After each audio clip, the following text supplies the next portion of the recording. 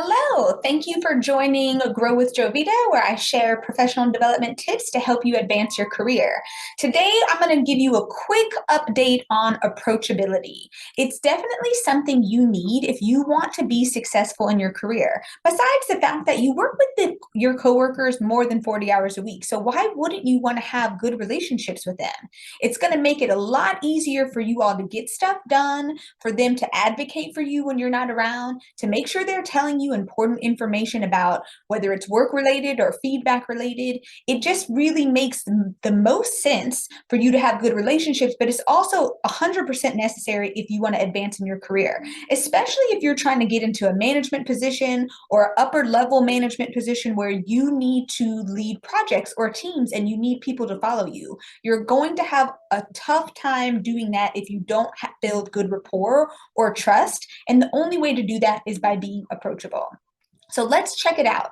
What does being approachable look like? When you're unskilled at being approachable, here are some of the things that you might do. You might interrupt people. You might be more distant.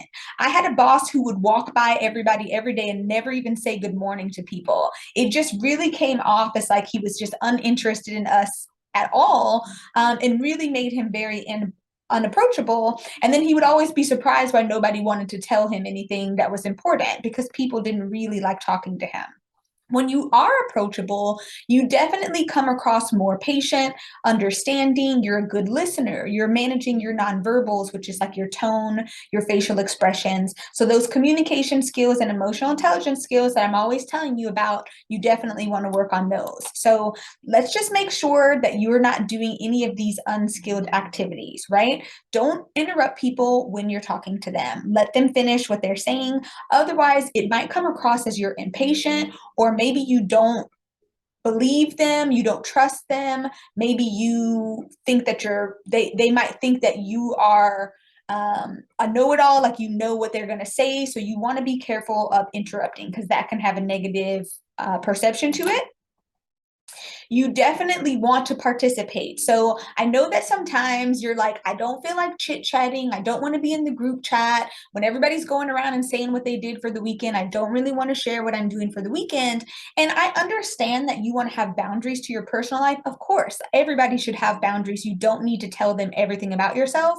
But when you don't participate and everybody else does, it really stands out as you're the person who's not being a team player. You're the person who's not opening up. And again, it makes people not trust you because why won't you just participate? Like it makes people question you. And if you don't want that, then you're going to have to figure out a topic that you're comfortable with sharing. So don't tell them about your personal spouse, dating life, kids' life if that's uncomfortable to you. But there's plenty of things that you do in your spare time and your free time that you could share that you're comfortable with. Maybe you have a certain hobby that you love, or a television show that you just watched, or running errands and doing things. I'm sure that there's something that you can think of. So don't feel like you have to share like the deep, dirty stuff, but really make sure that you have something that you can give every time. Pick something that's easy for you to talk about, an interest that you have that you love, that you talk about all the time, and that's going to be your go to when you are too tense or too shy. So especially for those who are shy or introverted, this can be hard because it's just uncomfortable for you to speak up and share, or you might find it difficult. So you really, again, need to push yourself outside of your comfort zone. Maybe don't do it in a large group if that's uncomfortable for you at first. Maybe start off in a small group setting or with one or two people. But either way, you're going to have to find a way to open up if you want people to do the same for you and to look at you in that way. If you're a poor listener, so if people have to constantly repeat themselves around you, it's just going to come across as you're uninterested, you're forgetful, maybe you're not as good at your job, maybe not as knowledgeable. These are all, again, negative perceptions you don't want people to have of you. So make sure that you're actively listening, repeating things back, asking clarifying questions if need. Trying to people please. So this is like the flip side. I never want you to feel like I have to suck up, I have to people please, I have to say yes all the time. That also is not being approachable because people are going to see right through that. If you're not being genuine to who you actually are, people are also not going to trust you. So don't feel like you have to be somebody that you're not. You just really want to show like 5% more of yourself than you're doing right now. Just start with that and see what a difference it makes in your relationships at work. The good thing is, like, once you have better relationships at work, you'll find that you actually enjoy work a little bit more because now you have these positive emotions that you're feeling, positive interactions with coworkers. Maybe they're not pushing back on you as much. Maybe you guys aren't having as many passive aggressive emails, right? Maybe you're just reducing some of that friction and really starting to get in a better place with your coworkers.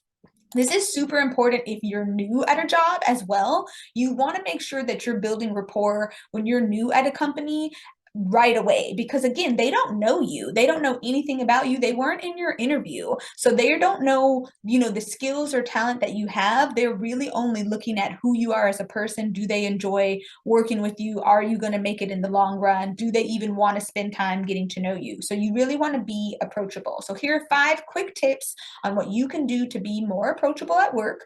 Initiate the conversation sometimes, right? So instead of waiting for people to always come talk to you, why don't you initiate the conversation? Actively listen. So again, don't get distracted, don't play with your phone. Make sure that you're actually listening, asking follow-up questions. So don't do the typical, oh, how was your weekend? And then just move on because that's so generic and it doesn't show any kind of actual effort or interest on your part. One thing that I like to do is keep a digital notepad. I use OneNote to keep little notes about things that my coworkers say. So if my coworker is like, "Oh, I'm going to go, hang out with my brother this weekend for his birthday," then I can specifically ask about that event. Instead of saying, "Oh, how was your weekend?" I can say, "Oh, so how was the birthday celebration with your brother?" Because that shows a level of interest and engagement to where they're going to appreciate that more and then they're going to feel more comfortable opening up to me. So the more that I open up, the more they're going to open up, and that's how you build that trust. Being a little bit more vulnerable is really what you are doing. That's really all it is you're putting in some effort, you're showing a little bit more of who you are, and that's going to go a long way. So definitely make sure that you are being an approachable person. Use these tips and techniques to really set yourself up for success in building relationships at work.